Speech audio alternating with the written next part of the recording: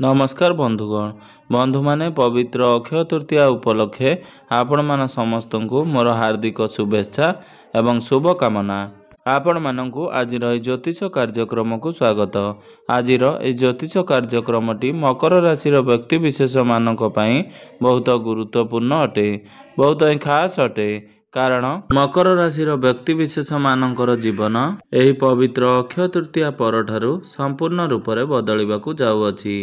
कारण ग्रह नक्षत्र मानकर चलन रे गोटे बहुत बड़ परिवर्तन हेबा पई जाउअछि, जहा द्वारा आपणकर जीवन रे चालुथिबा समस्त दुख कष्ट एवं समस्यार अंत घटिबाकू जाउअछि एवं पुणी थरे नूतन सूर्य उदय हेबा पई जाउअछि। एही पवित्र अक्षय तृतीया परे तीनोटी प्रमुख बड़ ग्रहंकर राशि परिवर्तन करबाकू जाउछंती। सूर्यंक समेत देवगुरु बृहस्पति, राहु एवं केतु निजर राशि परिवर्तन करबाकू जाउछंती, जार प्रभाव रे 12टी जांक राशि व्यक्ति विशेष मानकर उपरे तांको जीवन रे गोटे बड़ परिवर्तन हेबा पई जाउअछि। तो आपणको जीवन रे केउ भली परिवर्तन हेबाकू जाउअछि? आपणकर स्वास्थ्य, शिक्षा, प्रेम संपर्क, वैवाहिक जीवन, भाग्य, क्यारियर एवं व्यापार वाणिज्यर स्थिति एही अक्षय तृतीया परे किपरि रहिबाकू जाउअछि से विषय रे आजिर एही भिडियो रे आमे माने विस्तार भाव रे आलोचना करिबा। तेणु मोर अनुरोध आपण माने जदि भिडियोटी को स्किप न करी थरे मात्र शेष पर्यंत निश्चिंत देखंतु एवं आपण मानकर जदि मकर राशि होई थाए तेबे वीडियो को गोटे लाइक करी चैनल टी को सब्सक्राइब कर दियंतु। आपण माने जदि सच्चा हृदय रे ईश्वर को भक्ति करुथांती, विश्वास करुथांती तेबे भक्ति एवं श्रद्धार सहित कमेंट बॉक्स रे जय माँ लक्ष्मी, जय श्री जगन्नाथ अवश्य लिखि दियंतु। तेबे बंधु माने आसंतु आरंभ करिबा आजिर एही कार्यक्रम को, जहा कि जन्म राशि एवं चंद्र राशि उपरे संपूर्ण आधारित अटे। तो बंधु माने राशि चक्र 12 गोटी राशि मध्यरु दशम राशि होची मकर राशि एवं मकर राशि राशियाधिपति होचंती शनि।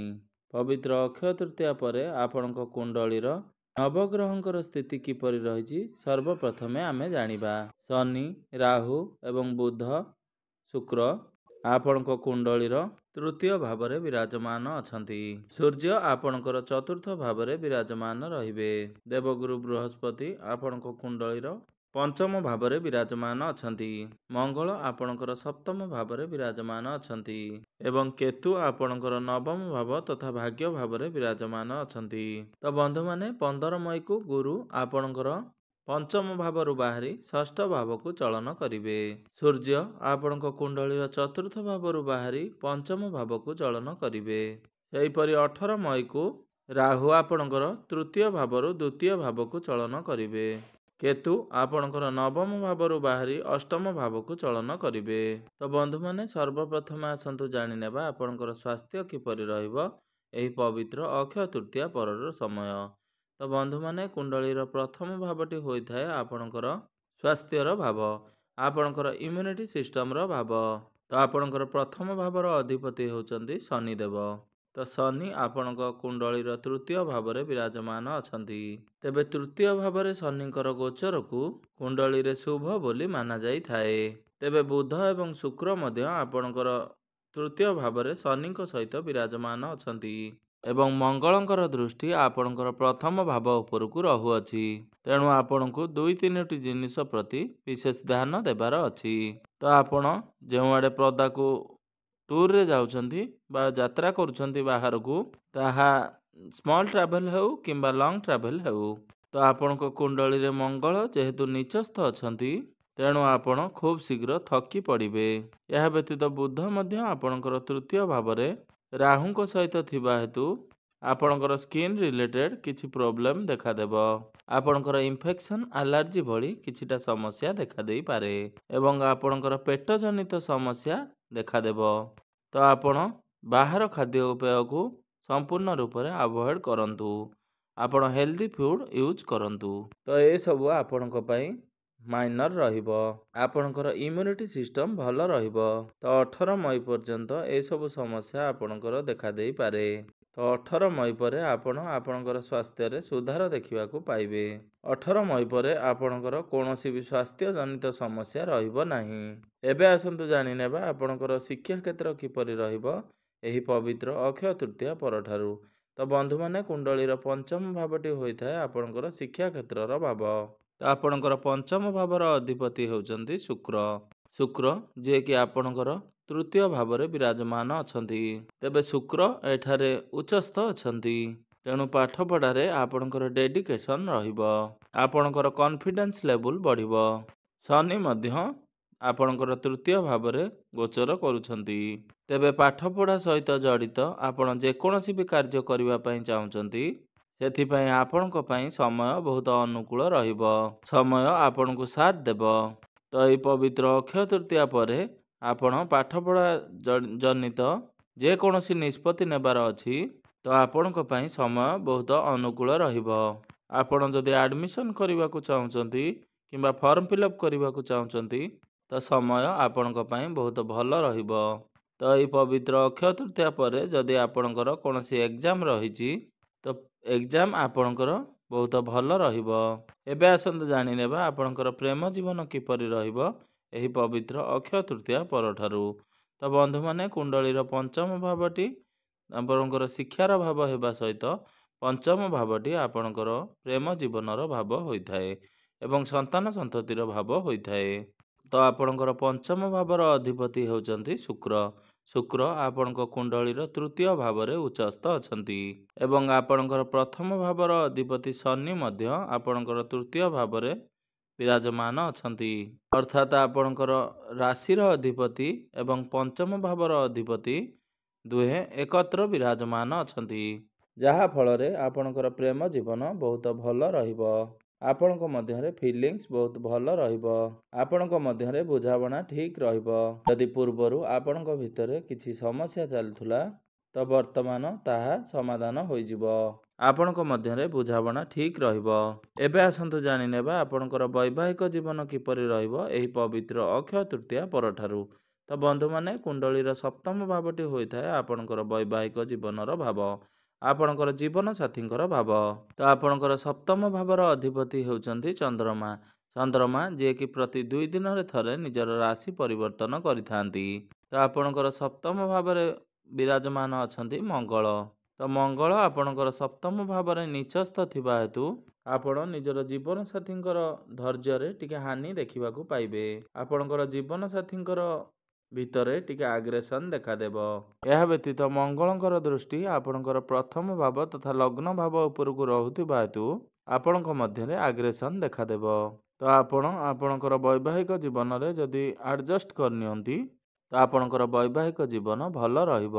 ତ ଆପଣ ଯଦି କ୍ରୋଧରେ ଆସି ନିଜର ବାଣୀ ଉପରେ ନିୟନ୍ତ୍ରଣ ରକ୍ଷା ନ କରନ୍ତି, ତ ଆପଣଙ୍କର ବୈବାହିକ ଜୀବନରେ କିଛିଟା ସମସ୍ୟା ଦେଖାଦେଇପାରେ।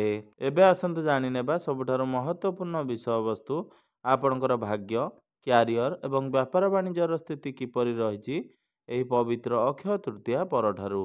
ତ ବନ୍ଧୁମାନେ, କୁଣ୍ଡଳୀର ନବମ ଭାବଟି ହୋଇଥାଏ ଆପଣଙ୍କର ଭାଗ୍ୟର ଭାବ ଏବଂ ଦଶମ ଭାବଟି ହୋଇଥାଏ ଆପଣଙ୍କର କାର୍ଯ୍ୟକ୍ଷେତ୍ର ତଥା କ୍ୟାରିୟରର ଭାବ ଏବଂ ସପ୍ତମ ଭାବଟି ହୋଇଥାଏ ଆପଣଙ୍କର ବ୍ୟାପାର ବାଣିଜ୍ୟର ଭାବ। ତ ଆପଣଙ୍କର ନବମ ଭାବର ଅର୍ଥାତ୍ ଭାଗ୍ୟ ଭାବର ଅଧିପତି ହେଉଛନ୍ତି ବୁଧ। ବୁଧ ଆପଣଙ୍କ କୁଣ୍ଡଳୀର ତୃତୀୟ ଭାବରେ ବିରାଜମାନ ଅଛନ୍ତି ଏବଂ ଆପଣଙ୍କର ଭାଗ୍ୟ ଭାବରେ କେତୁ ବିରାଜମାନ ଅଛନ୍ତି।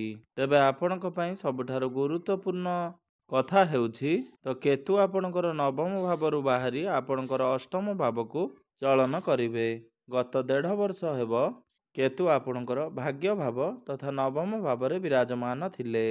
ତ ଯାହା ଫଳରେ ଆପଣଙ୍କର ଭାଗ୍ୟ ସମ୍ବନ୍ଧିତ ପ୍ରତ୍ୟେକଟି କ୍ଷେତ୍ରରେ ଆପଣଙ୍କୁ ବାଧାବିଘ୍ନ ସୃଷ୍ଟି ହେଉଥିଲା।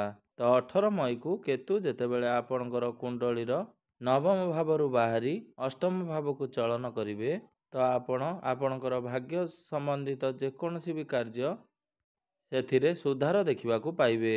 ତ ବୁଧ ମଧ୍ୟ ଆପଣଙ୍କର ତୃତୀୟ ଭାବରେ ରହି ଆପଣଙ୍କର ଭାଗ୍ୟ ଭାବକୁ ଦୃଷ୍ଟି ଦେଉଛନ୍ତି, ଯାହା ଫଳରେ 18 ମଇ ପରେ ଆପଣଙ୍କୁ ପ୍ରତ୍ୟେକଟି କାର୍ଯ୍ୟରେ ସଫଳତା ପ୍ରାପ୍ତି ହେବ।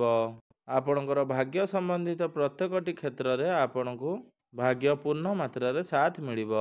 ତ ଏହି ସମୟରେ ଯଦି ଆପଣ କୌଣସି ନୂଆ କାର୍ଯ୍ୟର ଆୟୋଜନ କରିବାକୁ ଚାହୁଁଛନ୍ତି ବା ଆରମ୍ଭ କରିବାକୁ ଚାହୁଁଛନ୍ତି, କୌଣସି ମିଟିଂ କିମ୍ବା ଡିଲ୍ ରହିଛି, କିମ୍ବା କୌଣସି ବଡ଼ ଜିନିଷର କିଣାକିଣି କରିବାକୁ ଚାହୁଁଛନ୍ତି ବା କୌଣସି ବଡ଼ ଡିସିସନ୍ ନେବାକୁ ଚାହୁଁଛନ୍ତି, କିମ୍ବା ଆପଣ ସେୟାର ମାର୍କେଟ ଷ୍ଟକ୍ ମାର୍କେଟରେ ଇନଭେଷ୍ଟମେଣ୍ଟ କରିବାକୁ ଚାହୁଁଛନ୍ତି, ତ 18 ମଇ ପରଠାରୁ ଆପଣଙ୍କ ପାଇଁ ସମୟ ବହୁତ ଭଲ ରହିବ। ଏବେ ଆସନ୍ତୁ ଜାଣିନେବା ଆପଣଙ୍କର କ୍ୟାରିୟର କିପରି ରହିବ ଏହି ପବିତ୍ର ଅକ୍ଷୟ ତୃତୀୟା ପରଠାରୁ। ତ ବନ୍ଧୁମାନେ, କୁଣ୍ଡଳୀର ଦଶମ ଭାବଟି ହୋଇଥାଏ ଆପଣଙ୍କର କାର୍ଯ୍ୟକ୍ଷେତ୍ର ତଥା କ୍ୟାରିୟରର ଭାବ। ତ ଆପଣଙ୍କର ଦଶମ ଭାବର ଅଧିପତି ହେଉଛନ୍ତି ଶୁକ୍ର। ଶୁକ୍ର ଆପଣଙ୍କ କୁଣ୍ଡଳୀର ତୃତୀୟ ଭାବରେ ବିରାଜମାନ ଅଛନ୍ତି ଏବଂ ସେ ସେଠାରେ ଉଚ୍ଚସ୍ଥ ଅଛନ୍ତି। ବୁଧ ଏବଂ ଶନି ମଧ୍ୟ ଶୁକ୍ରଙ୍କ ସହିତ ବିରାଜମାନ ଅଛନ୍ତି। ତେବେ ତୃତୀୟ ଭାବଟି ହୋଇଥାଏ ଆପଣଙ୍କର ସାହସ ଏବଂ ପରାକ୍ରମର ଭାବ। ତେବେ କାର୍ଯ୍ୟକ୍ଷେତ୍ରରେ ଆପଣଙ୍କ ମଧ୍ୟରେ ସାହସ ରହିବ ଏବଂ ପରାକ୍ରମ ମଧ୍ୟ ରହିବ। ଆପଣଙ୍କର କାର୍ଯ୍ୟକ୍ଷେତ୍ରରେ ବହୁତ ଅଧିକ କନଫିଡେନ୍ସ ରହିବ। ଆପଣ ଏନର୍ଜେଟିକ୍ ରହିବେ। ତାଙ୍କର କାର୍ଯ୍ୟରେ ଆପଣଙ୍କର ଡେଡିକେସନ୍ ରହିବ। ଆପଣ ନିଜର କାର୍ଯ୍ୟକ୍ଷେତ୍ରକୁ ନେଇ ଛୋଟ ଛୋଟ ଯାତ୍ରା କରିପାରନ୍ତି। ସେହି ଯାତ୍ରା ଆପଣଙ୍କ ପାଇଁ ଲାଭପ୍ରଦ ରହିବ। ଏହି ସମୟରେ ଆପଣ ସ୍ମାର୍ଟ ୱାର୍କ କରିବେ, ଯାହା ଫଳରେ ଆପଣ କାର୍ଯ୍ୟକ୍ଷେତ୍ରରେ ବହୁତ ଅଧିକ ଉନ୍ନତି କରିବେ। ଏହା ବ୍ୟତୀତ ଆପଣଙ୍କର ଦଶମ ଭାବର ଅଧିପତି ଆପଣଙ୍କର ଭାଗ୍ୟ ଭାବକୁ ଦେଖୁଛନ୍ତି, ଯାହା ଫଳରେ ଏହି ପବିତ୍ର ଅକ୍ଷୟ ତୃତୀୟା ପରେ ଆପଣଙ୍କୁ ଆପଣଙ୍କର କାର୍ଯ୍ୟକ୍ଷେତ୍ରରେ ପଦୋନ୍ନତି ମିଳିପାରେ। ଆପଣଙ୍କୁ କାର୍ଯ୍ୟକ୍ଷେତ୍ରରେ ମାନ ସମ୍ମାନ ପ୍ରାପ୍ତି ହେବ। ଆପଣଙ୍କୁ ଆଚିଭମେଣ୍ଟ ମିଳିବ। ଆପଣଙ୍କର କାର୍ଯ୍ୟକ୍ଷେତ୍ରରେ ନୂତନ ପରିଚୟ ସୃଷ୍ଟି କରିବେ। ଆପଣଙ୍କର କ୍ୟାରିୟରରେ ଆପଣଙ୍କର କାର୍ଯ୍ୟର ପ୍ରଶଂସା ହେବ, କାରଣ ଶୁକ୍ର, ଶନି ଏବଂ ବୁଧ ଏକତ୍ର ବିରାଜମାନ ଅଛନ୍ତି, ଯାହା ଫଳରେ ଆପଣଙ୍କର କମ୍ୟୁନିକେସନ ସ୍କିଲ୍ସ ବହୁତ ଭଲ ରହିବ। ଆପଣଙ୍କର ନେଚର ମଧ୍ୟ ବହୁତ ଭଲ ରହିବ, ଯାହା ଆପଣଙ୍କର ସହକର୍ମୀମାନଙ୍କୁ ପସନ୍ଦ ଆସିବ। ତ ଆପଣଙ୍କର କ୍ୟାରିୟର ଏହି ପବିତ୍ର ଅକ୍ଷୟ ତୃତୀୟା ପରେ ବହୁତ ଭଲ ରହୁଛି। ଏହା ବ୍ୟତୀତ ଯେଉଁମାନଙ୍କ ପାଖରେ କୌଣସି କାମଧନ୍ଦା ନାହିଁ ବା ଚାକିରି ନାହିଁ, ତ ଏହି ପବିତ୍ର ଅକ୍ଷୟ ତୃତୀୟା ପରେ ଆପଣଙ୍କୁ ଚାକିରି ପ୍ରାପ୍ତ ହେବାର ବହୁତ ଅଧିକ ସମ୍ଭାବନା ବନୁଅଛି। ତେଣୁ ଆପଣ ଚାକିରି ପାଇଁ ଚେଷ୍ଟା ଜାରି ରଖନ୍ତୁ। ତ ବନ୍ଧୁମାନେ, ଆପଣଙ୍କର ବ୍ୟାପାର ବାଣିଜ୍ୟ କିପରି ରହିବ ଏହି ପବିତ୍ର ଅକ୍ଷୟ ତୃତୀୟା ପରେ? ତ ଆପଣଙ୍କର ବ୍ୟାପାର ବାଣିଜ୍ୟ କ୍ଷେତ୍ରରେ ଆପଣଙ୍କୁ ଧ୍ୟାନ ରଖିବାର ଅଛି ଯେ ଯେପରି ଆପଣ ଆପଣଙ୍କର ସହକର୍ମୀମାନଙ୍କ ସହିତ ଯେପରି ଭୁଲରେ ବି କୌଣସି ପ୍ରକାର କଳି ଝଗଡ଼ା ବା ଯୁକ୍ତିତର୍କ ନ କରନ୍ତି। ଯେତେ ପାରିବେ ଆପଣ ଆପଣଙ୍କର ମାଇଣ୍ଡକୁ ଶାନ୍ତ ରଖନ୍ତୁ। ଏହି ଅକ୍ଷୟ ତୃତୀୟା ପରେ ଆପଣଙ୍କର ବ୍ୟାପାର ବାଣିଜ୍ୟ ବହୁତ ହିଁ ଭଲ ରହିବ। ଆପଣଙ୍କର ବ୍ୟାପାର ବାଣିଜ୍ୟରେ ଖର୍ଚ୍ଚ ବଢ଼ିପାରେ, କାରଣ ବ୍ୟାପାର ବାଣିଜ୍ୟକୁ ଆପଣ ଆଗକୁ ବଢ଼ାଇ ପାରନ୍ତି।